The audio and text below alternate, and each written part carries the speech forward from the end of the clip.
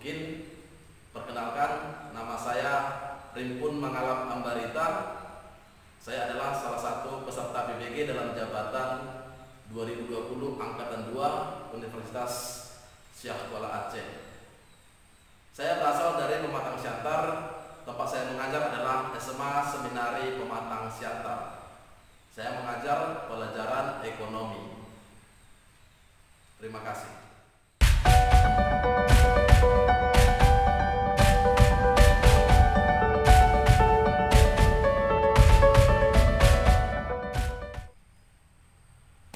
Oke, selamat siang semuanya. Abang-abang, halo. Selamat siang. Oke. Terima kasih teman-teman semua kelas 10 IPS yang sudah bergabung dengan kita pada siang hari ini. Nah, bagaimana kabar kalian semua untuk pembelajaran kita hari ini?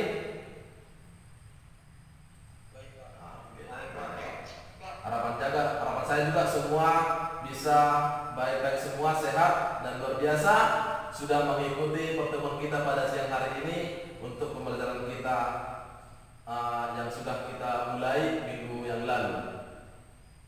Nah, hari ini kita sudah hadir 19 orang. Mudah-mudahan yang teman yang lain bisa bergabung, dan tetap saya minta teman-teman tetap bisa mengundang teman yang lain supaya ikut bergabung dengan kita, dan semoga mereka bisa menyusul kita saat ini.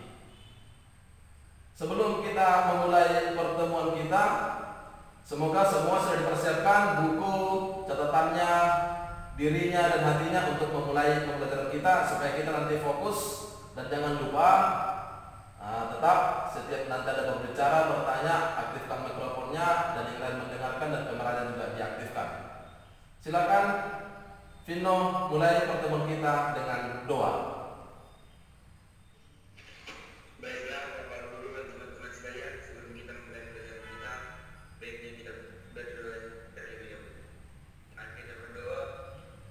Dalam Bapa dan Putra dan Roh Kudus. Amin. Ya Bapa, kami berterima kasih kepadamu karena Engkau telah menganugerahi kami nafas kehidupan hingga pada saat ini. Ya Bapa, kami memulai pelajaran kami, gantilah kami agar sampai selesai pelajaran kami sehat selalu. Dengan doa kami Bapa, amin.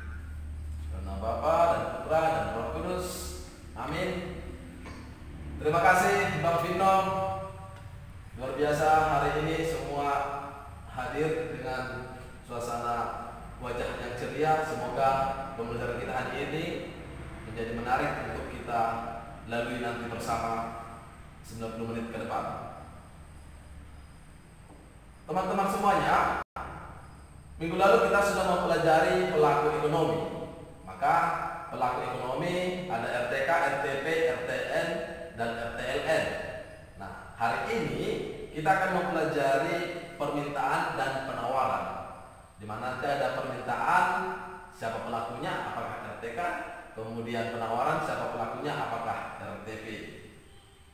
Nah, harapan saya kalian bisa tetap semangat menjadi seminaris yang bertanggung jawab untuk bisa hadir dan mempersiapkan diri untuk pembelajaran kita. Di sini Bapak tampilkan ada satu gambar. Dengan bertanya, pengetahuanmu akan lebih luas. Jika kamu lihat gambar ilustrasi ini, maka kamu akan sadar bagaimana pertanyaan itu akan menggugah, akan meningkatkan daya kritis kita untuk memahami semua pengetahuan kita, akhirnya wawasan kita menjadi lebih luas. Harapan saya kalian semua bisa sampai pada semangat ini untuk nanti dalam pembelajaran kita bisa menyusun pertanyaan-pertanyaan yang mendorong daya kritis yang akhirnya kita bisa memahami materi kita dengan baik. Baik, nah di sini saya tampilkan slide kita dengan judul permintaan dan penawaran. Tapi sebelumnya suara saya jelas, kawan-kawan? Jelas Pak, jelas. Oke, terima kasih. Nah, sebelum kita masuk nanti ke pembelajaran inti kita, dengan melihat gambar ini, saya mau melihat sejauh mana kalian sudah pengalaman kalian tentang permintaan penawaran, apalagi sebelumnya kita sudah mempelajari pelaku ekonomi. Nah, dari gambar ini apa yang kalian lihat di situ? Coba silakan, siapa? Vino atau Pascalis atau Adelbert, silakan. Apa yang kalian lihat dalam gambar itu dan apa yang kalian pikirkan? Silakan. Yang saya lihat dari gambar itu, Pak, adalah tentang permintaan dan penawar. Kalau yang saya lihat gambar terlihat beberapa orang yang sedang berjualan dan tentunya juga ada yang sedang membeli. Di sana terlihat dan terjadilah permintaan dan penawaran. Seperti orang-orang yang berjualan tersebut, dia menawarkan barang-barang yang ia ingin jual, dan kemudian orang-orang yang ingin membeli itu telah melakukan pekerjaan permintaan, Pak. Oh, yes. Luar biasa. Terima kasih Bang Pascalis. Nah, di situ nampak nanti bahwa dengan mempelajari ini, bahwa betul bahwa materi ini sungguh bermanfaat untuk kehidupan kita sehari-hari. Bagaimana nanti kita melihat interaksi permintaan penawaran ini lewat pengalaman kita sehari-hari ketika kita ke pasar. Di sana kita bisa melihat penjual dan pembeli melakukan interaksi jual beli. Oke, terima kasih. Nah, kawan-kawan, jadi apa yang akan menjadi tujuan pembelajaran kita hari ini sesuai materi kita yang akan kita pelajari? Yang pertama adalah setelah kita nanti akan mempelajari materi ini, kalian harus mampu mendeskripsikan pengertian permintaan dan penawaran. Nah, itu yang pertama. Kemudian kalian juga harus mampu menguraikan faktor-faktor yang mempengaruhi permintaan dan penawaran. Apa saja? Faktor permintaan apa? Faktor penawaran apa? Itu yang kedua. Kemudian kalian juga harus bisa menganalisis hukum permintaan dan penawaran serta asumsi-asumsinya. Apa nanti asumsinya? Kita lihat nanti dalam materi kita. Dan yang terakhir adalah harapannya kembali kalian mampu menghubungkan, menggambarkan kurva permintaan dan kurva penawaran. Sekali lagi, kurva dan penawaran ini kita di situ masih fokus hanya pada konsep awal, belum sampai kepada nanti hitung-menghitung. Jadi pertemuan kita hari ini lewat tujuan pembelajaran ini adalah sebagai pertemuan awal untuk memahami materi permintaan dan penawaran. Jadi pembelajaran kita hari ini mempelajari permintaan dan penawaran untuk melanjutkan materi kita sebelumnya tentang pelaku ekonomi. Nah, tahapannya nanti yang pertama adalah Bapak akan menjelaskan secara singkat atau sederhana nanti materi-materi kita lewat video sama PowerPoint. Yang jelas, video dan PowerPoint itu sudah ada di file kita sebelumnya dan sudah kalian baca. Nah, kemudian setelah itu nanti kalian masuk dalam kelompok, diskusi kelompok untuk menyusun pertanyaan-pertanyaan. Namanya nanti modelnya adalah tim quiz. Maka dengan bekerja sama diskusi dalam kelompok, akhirnya tim quiz disusun dengan menyusun beberapa pertanyaan. Nanti yang pertama adalah kelompok 1, timnya Pascalis akan menyusun pertanyaan ke timnya Vino, kemudian timnya Hartanto menyusun pertanyaan ke timnya Yogi, dan begitu seterusnya sesuai dengan pertemuan kita hari ini. Nah, harapannya kita hari ini bisa dua sesi tim quiz. Maka silakan nanti dalam kelompok persiapkan pertanyaanmu sebanyak-banyaknya, tapi sebelumnya kami juga harus tahu apa jawabannya. Caranya bagaimana nanti kita diskusi dalam kelompok. Kemudian kelompok yang terbaik adalah kelompok yang mampu menyusun pertanyaan makin banyak. Kemudian kelompok yang terbaik juga kelompok yang mampu menjawab pertanyaan teman-temannya. Dari sini juga nanti kan ada penilaian peserta terbaik dengan menjawab pertanyaan yang paling banyak. Oke, begitu kawan-kawan. Baik, kawan-kawan. Nah, sekarang Bapak akan coba dulu jelaskan di awal materi yang akan kita pelajari dengan lewat video dan PowerPoint. Nah, silakan dengarkan video berikut ini. Kemudian nanti akan saya jelaskan kemudian pertegas dengan memberi penguatan lewat PowerPoint kita. Ini dari video tersebut, silakanlah nanti dibuat catatanmu untuk mempersiapkan apa yang mungkin akan kamu susun pertanyaan dari video tersebut. Oke, maka yang pertama kita tonton video berikut ini. Pernahkah Anda bertanya, kenapa ya harga semangkok mie bakso adalah X rupiah? Kenapa juga harga sendal jepit Anda itu Y rupiah? Atau mengapa sih harga tiket masuk bioskop sebesar Z rupiah? Sebenarnya, dari mana sih datangnya harga itu? Dari sekian banyak faktor yang mempengaruhi harga, kali ini kita akan membahas salah satunya, yaitu hukum permintaan dan penawaran. Pernahkah Anda mendengarnya? Secara umum, istilah permintaan bisa diartikan sebagai jumlah barang atau jasa yang diinginkan atau dibutuhkan oleh pelanggan. Sedangkan istilah penawaran diartikan sebagai jumlah barang atau jasa yang tersedia di pasar. Lalu, maksudnya hukum permintaan dan penawaran itu apa? Kira-kira contoh sederhananya seperti ini. Misalnya Anda bayangkan diri Anda sebagai penjual susu murni. Dengan mempertimbangkan berbagai ongkos dan keuntungan yang ingin Anda peroleh, anggap saja Anda menjualnya dengan harga 5.000. Orang-orang mulai berdatangan membeli susu murni di kedai Anda.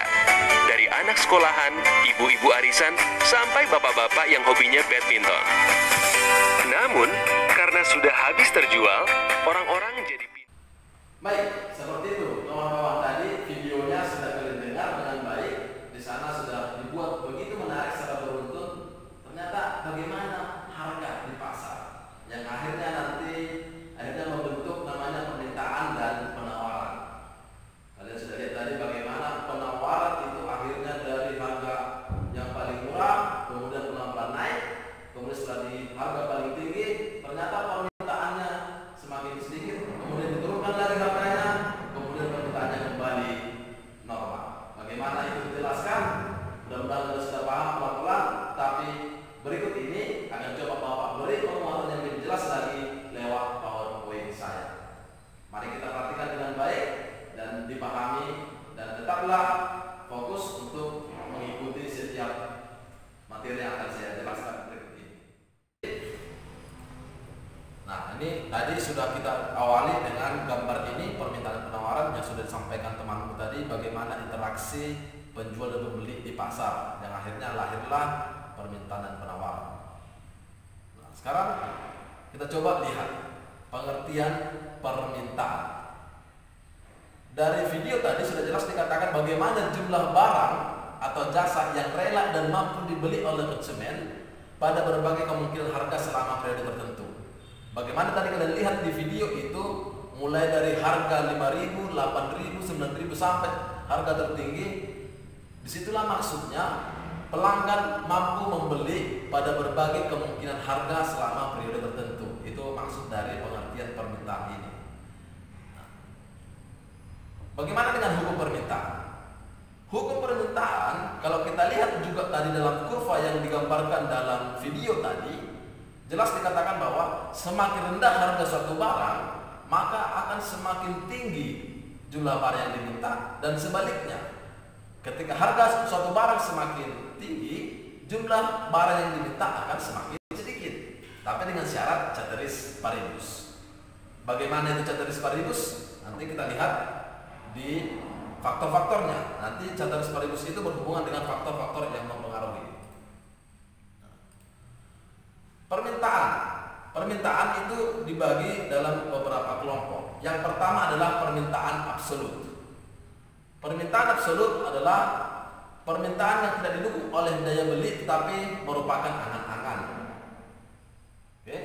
Nah, jadi setiap orang dapat dipastikan mempunyai permintaan absolut, contoh barang mewah atau seperti mobil mewah.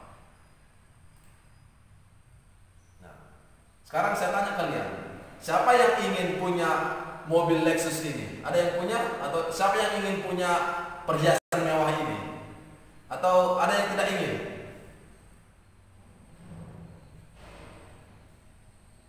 Kalian ingin nggak punya mobil mewah seperti ini? Ingin, Pak. Oke. Ingin, Pak. Atau contoh kalian anak muda sekarang, ingin nggak kalian punya sepeda motor gede merek Ducati atau Ninja RR misalnya, atau Yamaha R25? Ada yang punya di rumah?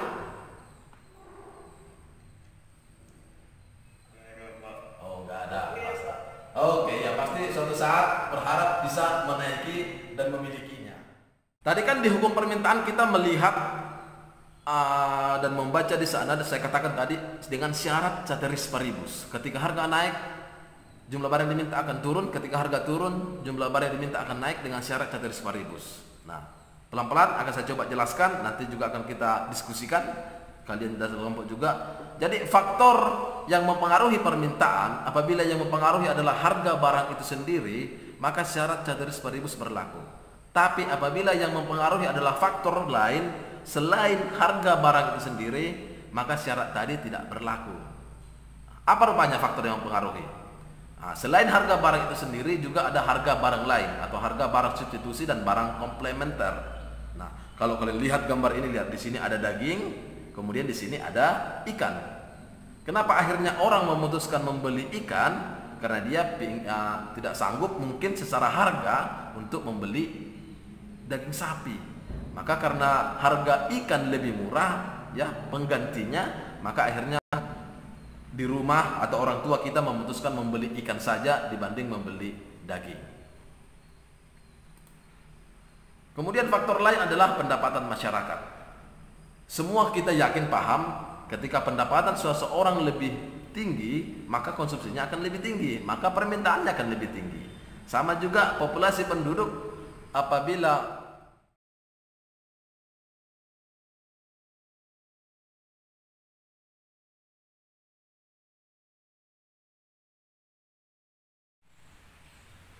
baik, terima kasih.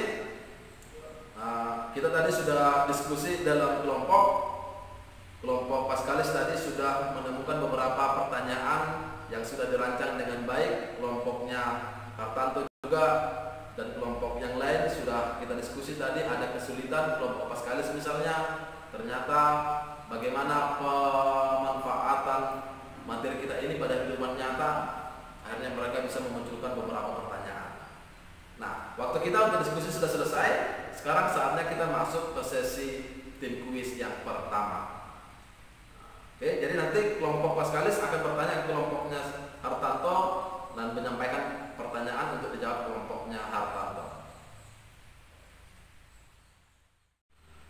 Baik, sudah siap kan kelompoknya Paskalis? Sudah. Oke. Gimana? Suaranya kurang jelas. Suara Bapak jelas kan? Jelas, Pak. Oke. Nah, jadi teknisnya sudah Bapak jelaskan tadi. Silakan kelompok Paskalis sebagai kelompok 1 untuk menyampaikan pertanyaannya kepada kelompok 2 untuk dijawab. Nah, ini sudah angkat tangan. Jadi yang angkat tangan yang pertama Paskalis sama Stefanus. Silakan sampaikan pertanyaanmu dulu. Silakan Paskalis. Baiklah, pertanyaan kelompok kami adalah, jika seseorang atau suatu perusahaan itu menjual barang dan pada saat itu barang yang sangat sedang pada trennya dan ia memasangnya pada harga yang tinggi, namun barang tersebut tetaplah laku keras. Apa alasannya barang tersebut tetap laku keras? Jelaskan secara itu. Oke. Udah jelas ya. Jadi pertanyaan Paskalis nanti, bagaimana barang tersebut tetap laku keras pada masanya karena gaya tren kah? Kemudian ditanya mengapa tetap laku keras padahal harganya mahal. Kemudian yang kedua, silakan Stefanus, sudah angkat tangan. Terima kasih, Pak. Pertanyaan saya adalah, sebutkan dan jelaskan jenis-jenis penawaran. Terima kasih, Pak. Oke, silakan kelompok 2. Yang mau menjawab katanya si Hartanto untuk pertanyaan Paskalis dan Heri untuk pertanyaan Stefanus. Silakan Hartanto dulu. Baik, Pak, terima kasih atas waktunya dan singkat Pak. Jadi saya mewakili dari kelompok saya ingin menjawab dari kelompok Paskalis, Pak. Yang pertanyaannya, mengapa barang tersebut sangat laku pada zamannya dan kenapa barang tersebut sangat tinggi harganya pada zaman tersebut. Jadi pertanyaannya itu, karena barang tersebut sedang tren pada zamannya dan manusia pun tidak mengkhawatirkan harga barang tersebut, atau bisa dibilang dengan hidup ngetren. Jadi apabila manusia tidak mengkhawatirkan harga barang tersebut, karena manusia ingin memenuhi selera hidup ya. Jadi apabila selera itu sudah terpenuhi dan manusia juga tidak ingin kalah saing oleh beberapa orang yang ada di sekitarnya atau ingin memenuhi gaya hidup dari kehidupan pada zaman tersebut, Pak. Sekian dan terima kasih, Pak. Oke, terima kasih ya. Terima kasih Bang Hartanto dari segi analisis dia atas pertanyaan Paskalis tadi. Saya apresiasi, nilainya sudah sampai di 82. Jadi saya coba tambahkan sedikit lagi menegaskan perihal jawaban Hartanto tadi. Maka kenapa barang itu tetap laku padahal mahal? Intinya sama sekali yang pertama memang tren dan menjadi selera masyarakat. Jadi kalau sudah selera, apapun alasannya, ya harga tidak akan menjadi permasalahan. Orang akan berlomba-lomba untuk membeli barang tersebut. Apalagi kalau barang itu dianggap sebagai gaya hidup atau style. Orang akan kelihatan keren kalau bisa memiliki barang itu. Misalnya HP Apple terbaru, kan orang akan berlomba. Kenapa? Selain selera juga menjadi gaya hidup. Oke, begitu ya Bang Paskalis, bagaimana? Oke, Pak. Oke, terima kasih, luar biasa, good untuk kelompok Hartanto. Tetap semangat. Sekarang silakan Bang Heri untuk menjawab pertanyaan dari Stefanus Rumahorbo. Silakan. Ya, Pak. Permintaan absolut merupakan permintaan yang tidak didukung oleh daya beli. Yang kedua, permintaan efektif merupakan permintaan konsumen terhadap barang dan jasa yang dilakukan sesuai dengan daya beli yang dimiliki. Itu, Pak. Oke. Nah, teman-teman yang lain ada yang bisa menambahkan jawabannya kelompok ini, Heri atau Hartanto, Adelbert yang bisa menambahkan? Silakan. Jika ada yang mau menambahkan, Marcelino, silakan. Apakah tadi kalau mau memang diteliti tadi jawaban Heri atas pertanyaan Stefanus itu belum lengkap? Bagaimana? Kelompok dulu, nanti baru teman yang lain bisa menjawab.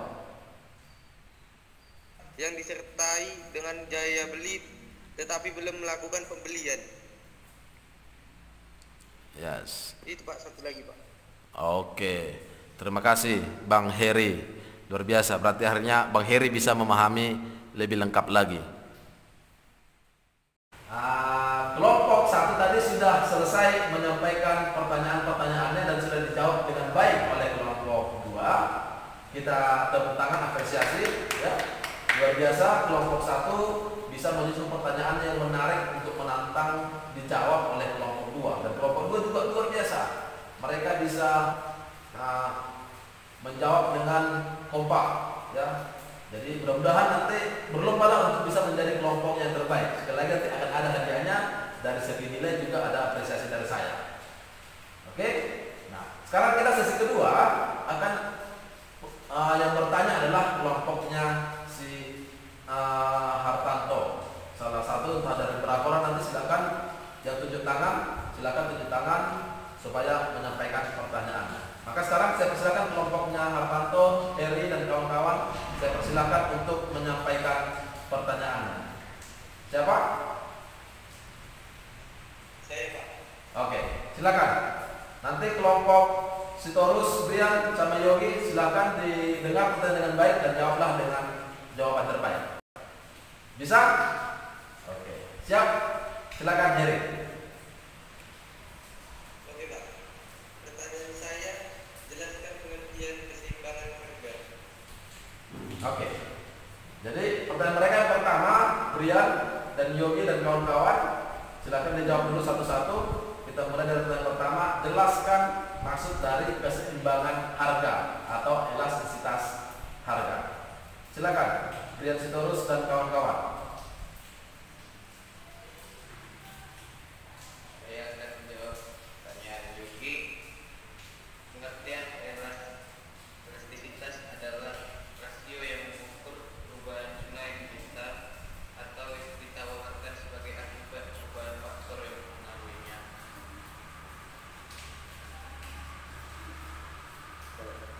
Oke.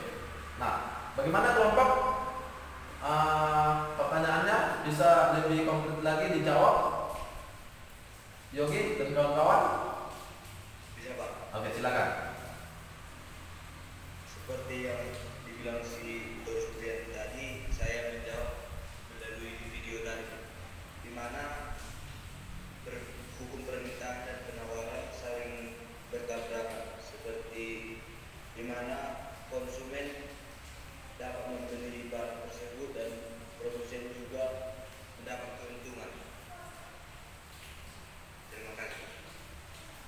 Yes, ya, oke.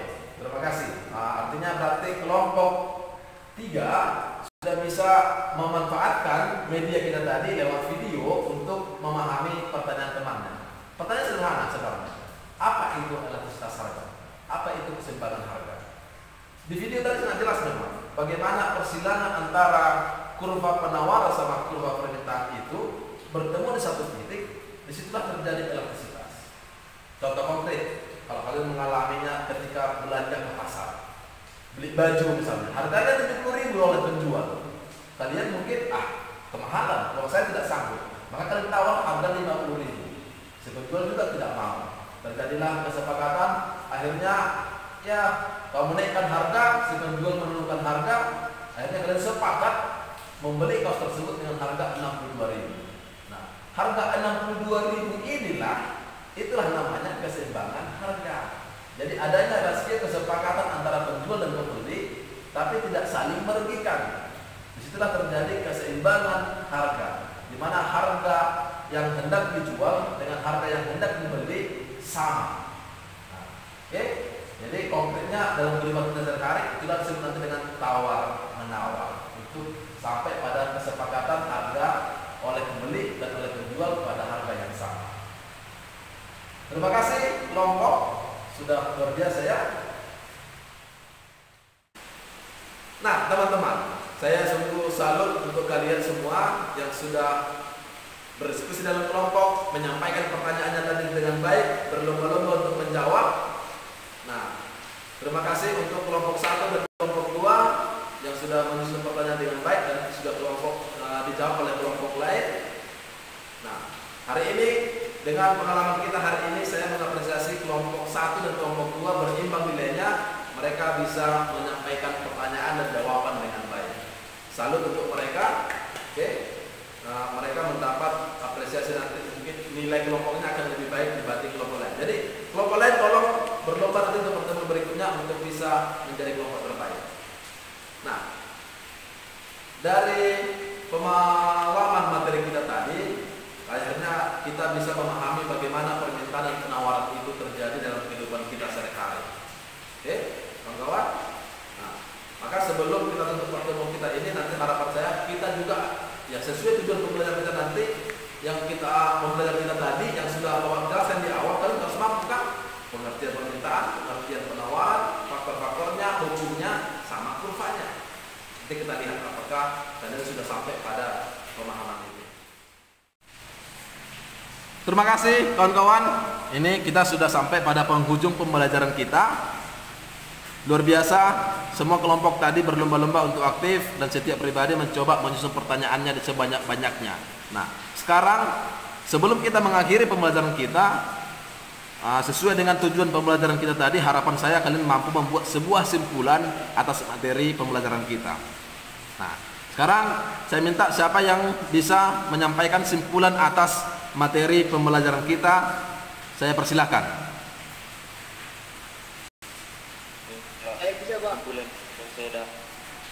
Oke, silakan. Berarti Yogi terlebih dahulu, setelah itu Paskalis. Simpulan yang saya dapat adalah tentang hukum permintaan dan penawaran. Hukum permintaan menyatakan semakin rendah harga suatu barang, maka semakin banyak permintaan terhadap barang tersebut. Sebaliknya, semakin tinggi harga suatu barang, maka semakin sedikit permintaan terhadap barang tersebut. Hukum penawaran menyatakan semakin tinggi harga suatu barang, semakin banyak jumlah, semakin rendah, makin sedikit jumlah barang tersebut yang ditawarkan.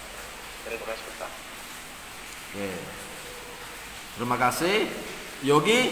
Jadi hukum permintaan saya coba ulangi tadi supaya kita lebih ingat lagi. Hukum permintaan, apabila harga suatu barang naik, jumlah barang yang diminta akan semakin sedikit. Apabila harga semakin murah atau semakin rendah, jumlah barang yang diminta akan semakin banyak dengan syarat ceteris paribus. Hukum penawaran tadi sudah disampaikan oleh Yogi juga sudah benar, tapi saya coba ulangi supaya kita lebih mengingat dengan jelas bagaimana hukum penawaran. Apabila harga suatu barang naik, jumlah barang yang ditawarkan akan semakin banyak. Dan apabila harga suatu barang turun, jumlah barang yang ditawarkan akan semakin sedikit dengan syarat ceteris paribus. Maka kalau mau disimpulkan lagi, maka hubungan antara permintaan terhadap harga itu berhubungan negatif, sedangkan hubungan penawaran terhadap harga berhubungan positif. Oke, nah terima kasih. Nah sekarang saya coba, kira-kira ketika kita sudah mempelajari ini semuanya, apa manfaat yang bisa kalian rasakan, yang bisa kalian hubungkan dalam kehidupan kalian sehari-hari? Siapa? Silakan. Oke, silakan Paskalis. Sebagai seorang seminaris, tentunya kami ingin menjadi seorang imam atau kami merasa terpanggil untuk jadi seorang imam. Namun, ada kalanya kami bisa gagal untuk menjadi seorang imam. Jadi, saya pun nanti mungkin apabila kami tidak jadi, kami bisa membuat usaha dan tentunya kami bisa menerapkan pembelajaran pada hari ini pada usaha yang akan kami buat, dan diharapkan usaha yang kami buat tersebut akan sukses dan tentunya akan membuahkan hasil yang maksimal dan hasil yang sangat baik. Sekian, Pak. Oh, luar biasa. Terima kasih Bang Paskalis. Manfaatnya berarti begitu memikirkan ke masa depan. Bagaimana dengan materi permintaan penawaran itu ternyata berpengaruh besar dalam kehidupan bisnis misalnya. Ada usaha suatu saat kelak, bagaimana faktor-faktor yang mempengaruhi permintaan penawaran itu ternyata berpengaruh dalam kehidupan kita sehari-hari. Kalau masih ingat kalian tadi contoh saya, misalnya ketika kita memang terbatas dari segi pendapatan, maka tidak jarang kita akhirnya memutuskan membeli barang yang lebih murah. Maka tak jarang ketika kita misalnya pingin makan buah apel, tapi karena mahal, ya orang tua kita memutuskan beli pisang saja. Tapi kan intinya sama. Jadi pengalaman dalam materi ini, permintaan penawaran ini, itu real kita hadapi dalam kehidupan kita sehari-hari. Ya. Jadi kita sudah mencoba menyimpulkan tadi. Terima kasih kepada beberapa teman yang sudah menyampaikan simpulan dan juga teman yang sudah mampu merasakan manfaat dari materi kita. Luar biasa. Nah, sekarang sebagai bentuk evaluasi atas materi kita, di sini saya tampilkan ujian kita yang akan kamu jawab nanti secara online di Teams ya. Ini ada waktunya saya kasih kurang lebih 60 menit dengan soal 8 soal dan essay ada 2. Maka silakan nanti dijawab dengan sebaiknya dan tetaplah berjuang untuk memberikan hasil yang terbaik dengan mempersiapkannya terlebih dahulu. Seperti itu ya Bang. Nah, kawan-kawan, terima kasih untuk kehadiran kalian. Semoga apa yang sudah kita pelajari lagi tetap mempersiapkan dirimu untuk pertemuan berikutnya. Maka jangan lupa tetaplah buat rangkuman atas materi kita di buku catatanmu supaya sekaligus memperdalam materi kita hari ini. Kalau kurang jelas silakan putar lagi video kita dan buka lagi PowerPoint kita sudah Bapak buat di tab file kita. Nah, kemudian sebagai bentuk penugasan atas materi kita hari ini, silakan dilihat lembar kerja kita. Ini juga sudah saya buat di file Teams kita, Mapel Ekonomi Peminatan kelas 10 IPS. Silakan dikerjakan di sana sesuai dengan kelompoknya, untuk yang kelompok dan yang mandiri untuk tugas mandiri. Minggu depan akan kita tagih dan kita bahas. Nah, apabila materinya kurang pas atau kurang memahami dari buku, silakan juga dibuka bahan ajar. Ini yang sudah Bapak buat di Mapel kita dan minggu lalu ini sudah kalian baca sebenarnya. Karena itu kewajibanmu untuk membaca itu terlebih dahulu sebelum masuk ke pertemuan kita hari ini. Nah, seperti itu kawan-kawan sekalian. Jadi kalau tidak ada lagi pertanyaan terhadap materi kita hari ini tentang permintaan penawaran sebagai pertemuan awal kita untuk bab ini, kalau memang tidak ada lagi, maka terima kasih atas kehadiran kalian, luar biasa.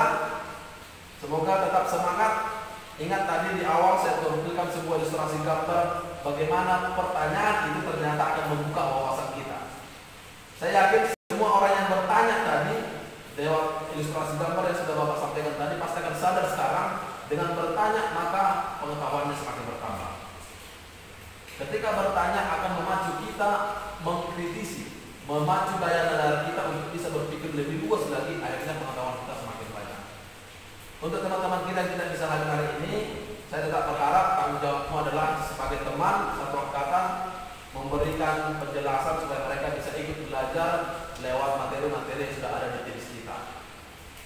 Terima kasih semuanya teman-teman yang sudah hadir. Semoga tetap mempertanggungjawabkan dirinya sebagai seminaris yang mandiri dengan mengerjakan tugasnya tepat waktu. Ya, jangan ditunda-tunda. Tidak baik menunda. Lebih baik ada waktu kerjakan supaya kita mampu memanfaatkan waktu kita dengan efektif. Sekian dulu hari ini.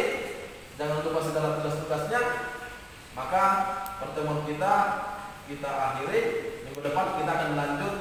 Materi ini masih tentang fungsi permintaan dan penawaran. Silakan dipersiapkan di buku paketnya. Sekarang kita tutup pertemuan kita dengan doa. Silakan.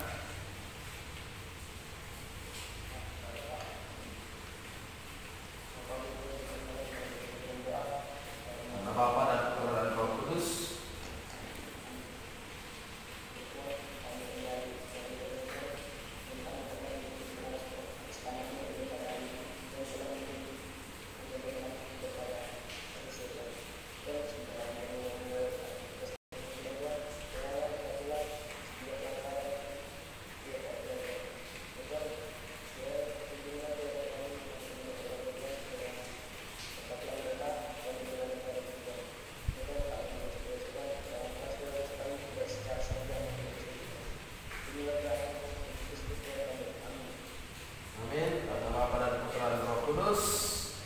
Terima kasih teman-teman semuanya. Sampai jumpa minggu depan. Selamat siang, dan tetap semangat. Terima kasih. See you.